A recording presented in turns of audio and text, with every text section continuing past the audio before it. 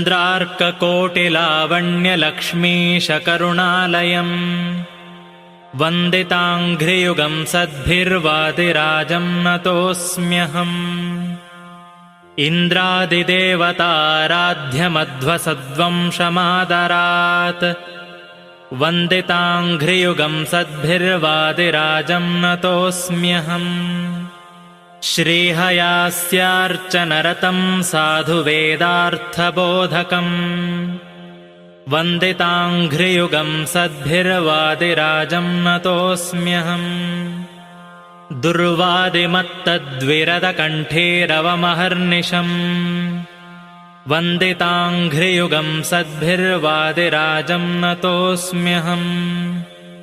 सर्वकामप्रदं श्रीमद्विजेन्द्रकुलशेखरम् वन्दिताङ्घ्रियुगं सद्भिर्वादिराजं नतोऽस्म्यहम्। मन्त्रक्रमविचारज्ञं तन्त्रशास्त्रप्रवर्तकम् वन्दिताङ्घ्रियुगं सद्भिर्वादिराजं नतोऽस्म्यहम्। ज्ञानादिगुणसम्पन्नमशेषाघहरं शुभम् वन्दिताङ्घ्रियुगं सद्भिर्वादिराजं नतोऽस्म्यहम्। प्रदक्षिणीकृतभुवं त्वक्षमालाधरं विभुम् वन्दिताङ्घ्रियुगं सद्भिर्वादिराजं नतोऽस्म्यहम्। विचित्रमुकुटोपेतमचिन्त्याद्भुतदर्शनम् वन्दिताङ्घ्रियुगं सद्भिर्वादिराजं नतोऽस्म्यहम्। पुरतो व्यासदेवस्य निवसन्तं महाद्युतिम् वन्दिताङ्घ्रियुगं सद्भिर्वादिराजं नतोऽस्म्यहम्। इति श्रीवेदवेद्यतीर्थविरचितं श्रीवादिराजस्तोत्रम्। श्रीवेदव्यासाय नमः। हरि ओम। आपादमौलिपर्यन्तं गुरूणामार्कतिं स्मरेत् तेन विघ्नाः प्रणश्यन्ति सिद्ध्यन्ति च मनोरथाः। हरि ओम हरि ओम हरि ओम। ಪ್ರಾತಸ್ಮರಣೀಯರಾದ ವ್ಯಾಖ್ಯಾನಕಾರರಾದ ಟೀಕಾಕಾರರಾದ ಟಿಪ್ಪಣಿಕಾರರಾದ ಉತ್ತಮ ಕವಿಗಳಾದ ಶ್ರೀಮದ್ ವಾದಿರಾಜ ಗುರುಸಾರ್ವಭೌಮರ ಆರಾಧನಾ ಮಹೋತ್ಸವ ಜೊತೆಗೆ ಸತ್ಯಬೋಧ ತೀರ್ಥ ಶ್ರೀಪಾದಂಗಳವರ ಉತ್ತರಾರಾಧನಾ ಮಹೋತ್ಸವ ಈ ನಮ್ಮ ಶ್ರೀ ಕಾಮಧೇನು ಕ್ಷೇತ್ರದಲ್ಲಿ ಶ್ರೀ ಆಚಾರ್ಯಧಾಮದಲ್ಲಿ ನಮ್ಮ ಮಹಾಸ್ವಾಮಿಗಳಾದ ಶ್ರೀಮದ್ ಉತ್ತರಾಜ ಮಠಾಧೀಶರ ಪರಮಾನುಗ್ರಹದಿಂದ ಸರ್ವತೀರ್ಥ ಕ್ಷೇತ್ರಗಳ ಮೃತ್ತಿಕೆ ನಮ್ಮ ದೇವರ ಮನೆಯಲ್ಲಿ ಸ್ಥಾಪಿತವಾಗಿದೆ. ಅನಂತರದಲ್ಲಿ ಶ್ರೀಮದ್ ಟೀಕಾಕೃಪಾದರ ಶ್ರೀಮದ್ ವಾದಿರಾಜ ಗುರು ಸಾರ್ವಭೌಮರ ಶ್ರೀಮದ್ ರಾಘವೇಂದ್ರ ಗುರು ಸಾರ್ವಭೌಮರ ಶ್ರೀ ಸತ್ಯಬೋಧ ತೀರ್ಥ ಗುರು ಸಾರ್ವಭೌಮರ ಮೃತ್ತಿಕಾವು ಕೂಡ ಪ್ರಾಚೀನರಿಂದ ಬಂದದ್ದು ಪೂಜಿತವಾಗಿದ್ದು ಒಂದು ವಿಶೇಷವಾಗಿ ಮೊನ್ನೆಯ ಚಾತುರ್ಮಾಸ್ಯದಲ್ಲಿ ಶ್ರೀ ಕೂಡ್ಲಿ ಆರ್ಯ ಅಕ್ಷೋಭ್ಯ ತೀರ್ಥ ಮಹಾಸಂಸ್ಥಾನದ ಅಧಿಪತಿಗಳಾದ ಶ್ರೀ ರಘುವಿಜಯ ತೀರ್ಥ ಶ್ರೀಪಾದಂಗಳವರಿಂದ ಪೂಜಿತವಾಗಿ ಮೊನ್ನೆ ಚಾತುರ್ಮಾಸಕ್ಕೆ ಬಂದಿವೆ. ಸ್ವಾಮಿಗಳು ಅನುಗ್ರಹ ಮಾಡಿ ಪೂಜೆ ಮಾಡಿ ಕೊಟ್ಟಿದ್ದಾರೆ. ಅವರು ಇಲ್ಲಿ ಬಂದು ಅನುಗ್ರಹವನ್ನು ಮಾಡಿ ಇದೊಂದು ಕ್ಷೇತ್ರ ತಪೋವನ ಇದ್ದಂತೆ ಇದೆ, ಕಾಮಧೇನು ಕ್ಷೇತ್ರದಂತೆ ಇದೆ ಅಂತ ಅವರು ಆಶೀರ್ವಾದವನ್ನು ಮಾಡಿದ್ದರಿಂದ ಈ ಕ್ಷೇತ್ರಕ್ಕೆ ಕಾಮಧೇನು ಕ್ಷೇತ್ರ ಅಂತ ನಾಮಕರಣವನ್ನು ಮಾಡಲಾಗಿದೆ.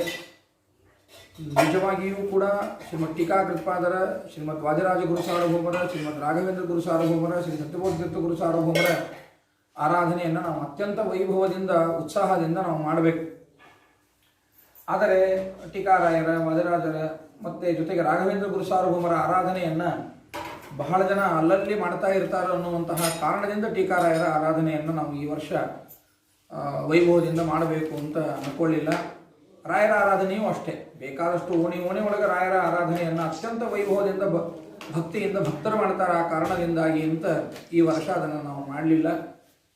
ವಾದಿರಾಜ ಗುರು ಸಾರ್ವಭೌಮರ ಆರಾಧನೆಯನ್ನು ಮಾಡಲಿಕ್ಕೆ ಮತ್ತೊಂದು ಕಾರಣ ಏನು ಅಂದರೆ, ಧಾರವಾಡದಲ್ಲಿ ನಮ್ಮ ಸತ್ತಾಪುರ ಪ್ರಾಣದೇವರ ದಿವ್ಯ ಸನ್ನಿಧಾನದಲ್ಲಿ ಪರಮ ಪೂಜ್ಯರಾದ ಶ್ರೀ ವಿದ್ಯಾಮಾನ್ಯ ತೀರ್ಥ ಶ್ರೀಪಾದಂಗಳವರು, ಶ್ರೀ ವಿಶ್ವೇಶ ತೀರ್ಥ ಶ್ರೀಪಾದಂಗಳವರು ವಾದಿರಾಜ ಗುರು ಸಾರ್ವಭೌಮರ ಮತ್ತು ರಾಯರ ಮೃತ್ತಿಕಾ ಬೃಂದಾವನವನ್ನು ಸ್ಥಾಪನಾ ಮಾಡಿಸಿದ್ರು. ನಮ್ಮ ತಂದೆಯವರೇ ಮೃತ್ತಿಕೆಯನ್ನು ತೆಗೆದುಕೊಂಡು ಬಂದು ನಡಕೋತ ತಗೊಂಡು ಬಂದಿದ್ದರು. ವಾದಿರಾಜ ಸ್ವಾಮಿಗಳದು, ರಾಯರದು ಮೃತ್ತಿಕೆಯನ್ನು ನಡ್ಕೋತ ಅಲ್ಲಿಂದ ತಗೊಂಡು ಬಂದು ಆಗ ಸ್ಥಾಪನೆಯನ್ನು ಮಾಡಿಸಿದ್ರು. ಸ್ವತಃ ಅಲ್ಲಿ ರಾಯರು ವಾದರಾಜ ಸ್ವಾಮಿಗಳು ನೆಲೆಸಿರ್ತಕ್ಕಂಥದ್ದನ್ನು ಅವರು ತೋರಿಸಿದ್ರು, ಪವಾಡಗಳಿಂದಲೇ ತೋರಿಸಿದ್ರು, ಪ್ರತಿಷ್ಠಾಪನಾ ದಿವಸನೇ ತೋರಿಸಿದ್ರು. ಇಷ್ಟು ವರ್ಷಗಳ ಕಾಲ ಅಲ್ಲಿ ಪೂಜೆ ನಡೀತಿತ್ತು. ಏನೋ ಕಾರಣಗಳಿಂದ ಈಗ ಬೃಂದಾವನ ಅಲ್ಲಿ ಇಲ್ಲ ಅಂತ ಆದದ್ದರಿಂದ ಈ ವರ್ಷ ವಾದಿರಾಜ ಗುರು ಸಾರ್ವಭೌಮರ ಅವ್ರು ಮಾಡ್ತಿದ್ರು ಅಂತ ನಾವು ಮಾಡ್ತಿರ್ಲಿಲ್ಲ ವಾದರಾಜ ಸ್ವಾಮಿಗಳ ಆರಾಧನೆಯನ್ನು. ಈಗ ಅವರು ಇಲ್ಲ ಅಂತ ಆಗಿದೆ, ಏನೋ ಕಾರಣಗಳಿಂದ ಅದು ಇಲ್ಲ ಅಂತ ಆದದ್ದರಿಂದ ಈ ವರ್ಷ ನಾವು ವಾದರಾಜ ಸ್ವಾಮಿಗಳ ಆರಾಧನೆಯನ್ನು ಧಾರವಾಡದಲ್ಲಿ ಇಲ್ಲ ಅಂತ ಆಗೋದು ಬೇಡ, ಯಥಾಯೋಗ್ಯವಾಗಿ ನಾವು ಮಾಡತಕ್ಕಂತಹ ಒಂದು ಪ್ರಯತ್ನವನ್ನು ಮಾಡೋಣ ಅಂತ ಈ ವರ್ಷ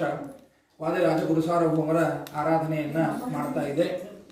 ಜೊತೆಗೆ ಸತ್ಯಬೋಧ ತೀರ್ಥ ಶ್ರೀಪಾದಂಗಳವರ ಆರಾಧನೆಯೂ ಕೂಡ ಅದು ಈ ವರ್ಷನೇ ಒಲದು ಬಂದದ್ದು. ಸತ್ಯಬೋಧ ಸ್ವಾಮಿಗಳವರು ಅದು ಹೆಂಗೆ ಒಲದು ಬಂದರು ಅಂದ್ರೆ, ಈ ಬೃಂದಾವನ ಏನದ, ಈ ಬೃಂದಾವನಕ್ಕೆ ಅಗ್ನಿಯುತ್ಥಾರಣಾದಿ ವಿಧಿಗಳನ್ನು ಮಾಡಬಹುದು. ಸುಮ್ಮನೆ ಹಂಗೆ ಮಡಿ ಬರೋದಿಲ್ಲ. ಯಾವುದೇ ಪ್ರತಿಮಾ ಇರಲಿ ಯಾವುದೇ ಇರಲಿ, ಅದು ಅಗ್ನಿಯುತ್ಥಾರಣಾದಿ ವಿಧಿಗಳನ್ನು ಮಾಡಬಹುದು. ಆ ವಿಧಿಗಳನ್ನು ಮಾಡಲಿಕ್ಕೆ ಅಂತ ನಮ್ಮ ನವರತ್ನ ಗುರಾಜಾಚಾರ್ಯರ ಕಡೆಗೆ ಕೊಟ್ಟಾಗ ನಮ್ಮ ಸುರೇಶಾಚಾರ್ಯ ರಾಯಚೂರು ಅವರು ದೇವಸ್ಥಾನಕ್ಕೆ ಹೋಗಿದ್ರು. ಇದೇನ್ರಿ ಹೊಸ ಬೃಂದಾವನ ಬಂದದಲ್ಲ ಅಂತ. ಇಲ್ಲ, ಹಿಂಗೆ ಭೀಮಸೇನಾಚಾರ್ಯ ಕೊಟ್ಟಾರ, ಇದನ್ನು ಮಾಡ್ಬೇಕಾಗೇನ ಅಂತ ಅವ್ರು ಹೇಳಿದಾಗ ಅವ್ರಿಗೇನು ದೇವ ಪ್ರೇರಣಾ ಅಥವಾ ಏನೋ ಗೊತ್ತಿಲ್ಲ. ಅಲ್ಲಿ ಇವ್ರದ್ದೆಲ್ಲ ಹಾಕ್ಲಿಕ್ಕಂತಾರೆ, ಸತ್ವ ಸ್ವಾಮಿಗಳದೊಂದು ಮೃತ್ತಿಕಾ ನಾ ಕೊಡಿಸ್ತೀನಿ ಹಾಕ್ಲಿಲ್ಲ ಅಂತ ಅವ್ರು ಅಂದ್ರಂತ. ನನ್ನ ಮನಸ್ಸೊಳಗೆ ಅನ್ಕೊಂಡಿದ್ದ ಸುಮ್ಮನೆ ನಾನು ನರಸಿಂಹಗುಡಿ ಬರ್ಲಿಕ್ಕೆ ಅವ್ರ ಮನಸ್ಸಿನಾಗ ಅನ್ಕೊಂಡು ಬಂದಾರೆ ಇಷ್ಟು. ನಾ ಎದುರಿಸಿಕೊಂಡು ಬೃಂದಾವನ ನೋಡಿದ್ರೆ ಅಂದೆ, ನೋಡಿದೆ, ಬಹಳ ಸಂತೋಷ ಆಯ್ತು. ಸತ್ವ ಸ್ವಾಮಿಗಳದು ಒಂದು ಮೃತ್ತಿಕಾ ಕೊಡಿಸ್ತೇನೆ, ಯಾಕೆ ಅದನ್ನು ನೀವು ನಿತ್ಯ ಸತ್ವ ಸ್ವಾಮಿಗಳಿಗೆ ಹತ್ತೋದಕ್ಕಂತೂ ಮಾಡೇ ಮಾಡ್ತೀವಿ. ಯಾಕಂದ್ರೆ ನಮ್ಮ ಅಜ್ಜಿ ತಾಯಿ ರಾಯಚೂರು ಅಂತಂದವ್ರೆ, ಹಿಂಗಾಗಿ ನಿಮ್ಗೆ ಆ ರಕ್ತ ಇರೋದ್ರಿಂದ ನೀವು ಮಾಡ್ರಿ ಅಂತ ಹೇಳಿದಾಗ ಅದು ಬಹಳ ಸಂತೋಷ ಅನ್ನಿಸ್ತು. ಆಯಿತು, ನಾನು ಸತ್ವ ಸ್ವಾಮಿಗಳ ಕಡೆಗೆ ಭಾಗವತ ಹೇಳಲಿಕ್ಕೆ ಅಂತ ಹೋಗಬೇಕಾಗಿತ್ತು. ಒಂದು ಸ್ಕಂದ, ಎರಡನೇ ಸ್ಕಂದ ಹೇಳಲಿಕ್ಕೆ ಅದು ನನಗೆ ಅನುಗ್ರಹ ಆಗಿತ್ತು.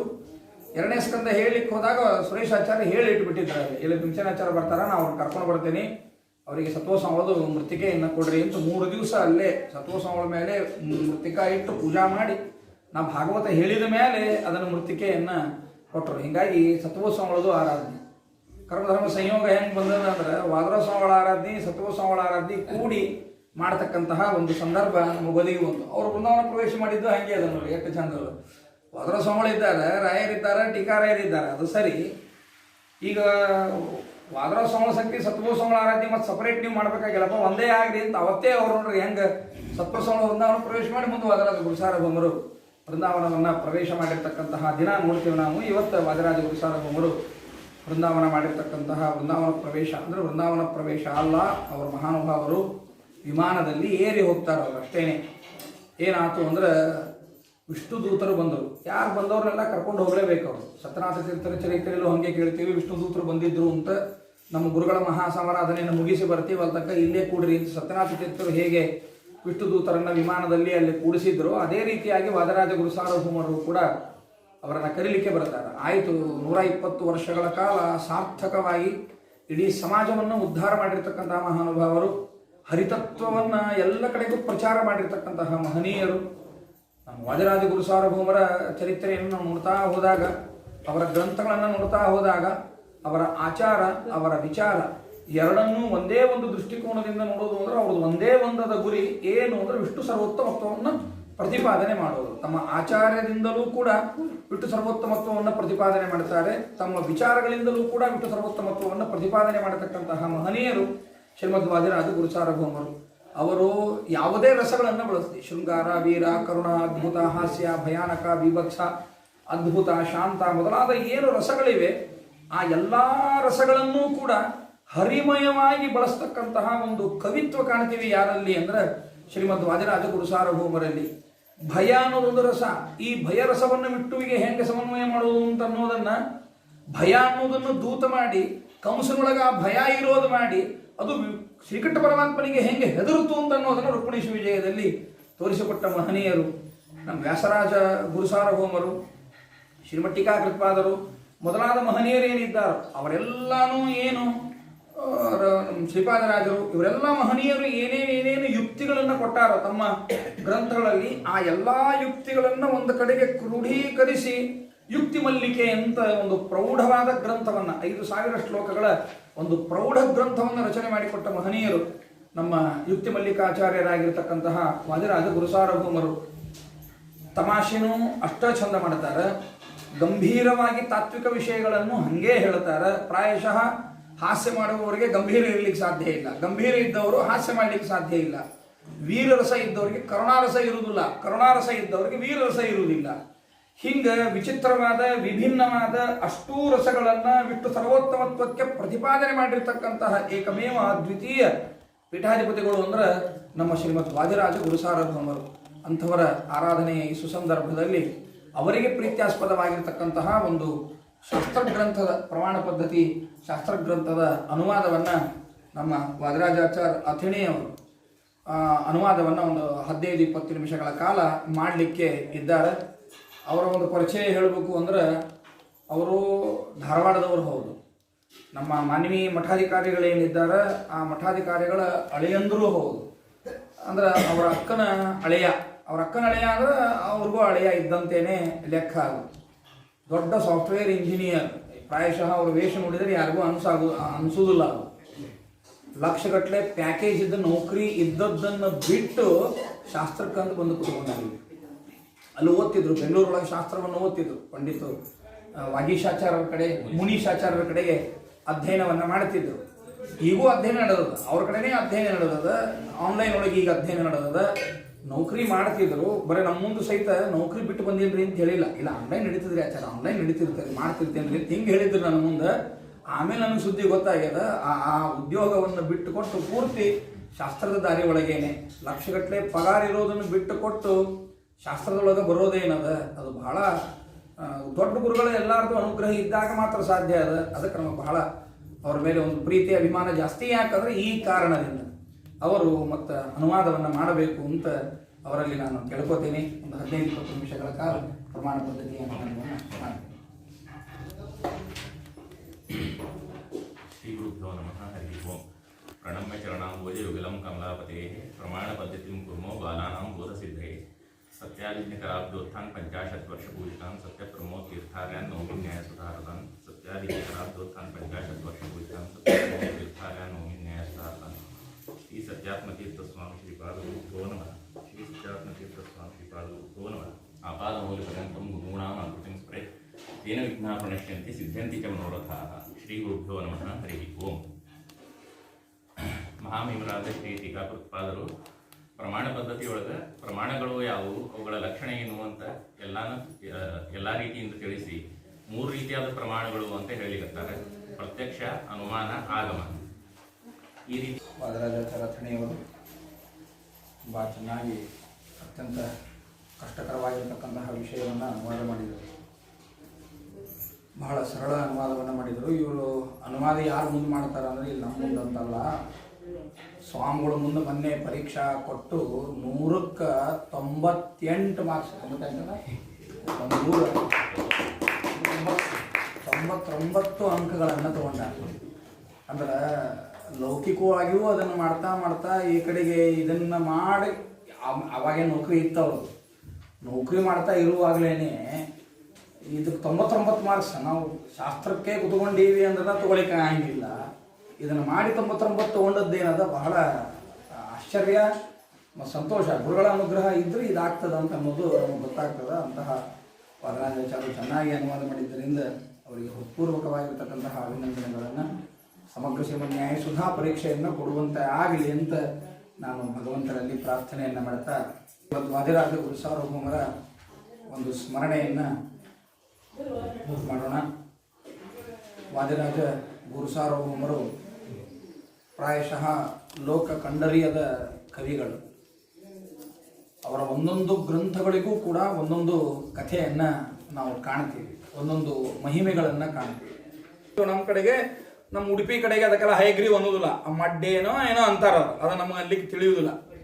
ಮಡ್ಡೆ ಅಂತ ಕಾಣಿಸ್ತದ, ಮಡ್ಡಿ ಅಂತಾರನ, ಮಡ್ಡಿ. ಹಾಂ, ಅದನ್ನ ಅಂತಾರೆ. ನಮಗೆ ನಮ್ಮ ಸೌಭಾಗ್ಯ ನೋಡ್ರಿ ಹೆಂಗದ. ಅದರ ಸಂಬಳ ಆರಾಧನೆ ಈ ವರ್ಷ ಪ್ರಾರಂಭ ಮಾಡಿ ವೈಭವದಿಂದ ಮಾಡಬೇಕು ಅಂತ ನಾವು ಸಂಕಲ್ಪ ಮಾಡಿಕೊಂಡಾಗ ನಮಗೆ ಈ ಹಯಗ್ರೀವ್ ಮಾಡಲಿಕ್ಕೆ, ಆ ಮಡ್ಡಿ ಅಂತ ಅನ್ನೋದಕ್ಕಿಂತ ನಮ್ಮ ಭಾಷಾನ ಅಂತೀನಿ, ಹಯಗ್ರೀವ್ ಅಂತ ಅಂತೀನಿ.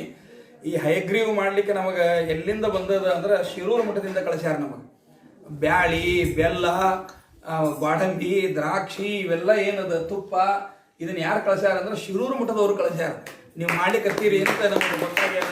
ಲಾಭವ್ಯಾಚಾರ್ಯರು ಅಂತ ಹೇಳಿ ಹಿಂದಿನ ಶಿರೂರು ಮಠದ ಸ್ವಾಮಿಗಳೇನಿದ್ದರು ಅವರ ಪೂರ್ವಾಶ್ರಮದ ತಮ್ಮಂದಿರು ಭಾಳ ಚಂದ ಅದನ್ನು ವಾಟ್ಸಪ್ನೊಳಗೆ ಮೆಸೇಜ್ ಹಾಕಿ ಕಳಿಸ್ಯಾರ.